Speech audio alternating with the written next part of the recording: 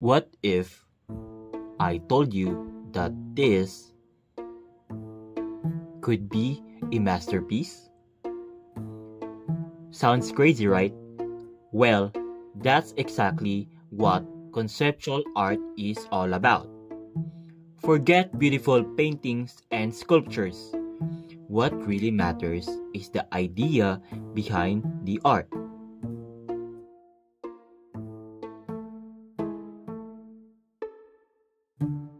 So, what makes conceptual art different? Here are three key things you need to know. First, the idea over everything. It doesn't have to be pretty, just meaningful. For example, a blank canvas that could represent invisible art. Number two, everyday objects as art. Artists take random objects and turn them into something thought-provoking. For example, Marcel Duchamp's fountain, literally just a urinal. The third one is words and instructions matter. Some conceptual artists don't even create the artwork themselves. They just write instructions and other people make it. And for example, we have Sol LeWitt's wall drawings. Museum staffs follow his notes to create the piece.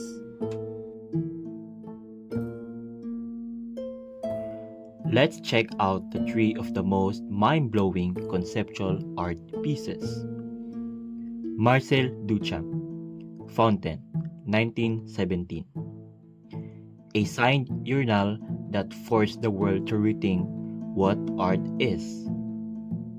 Is art about a skill, or is it about ideas? Duchamp says, ideas win. Giuseppe Cusack, 1 and 3 Chairs, 1965. A real chair, a photo of a chair, and a dictionary definition of a chair. So which one is the real chair? Yoko Ono, instruction pieces. Instead of making art, she writes instructions like, imagine 1,000 suns in the sky at the same time, and then boom, now the artwork exists in your head. So, what did we learn?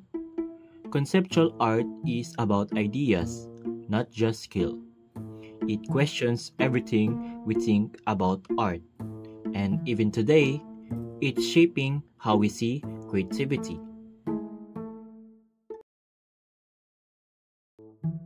And now, let me ask you this.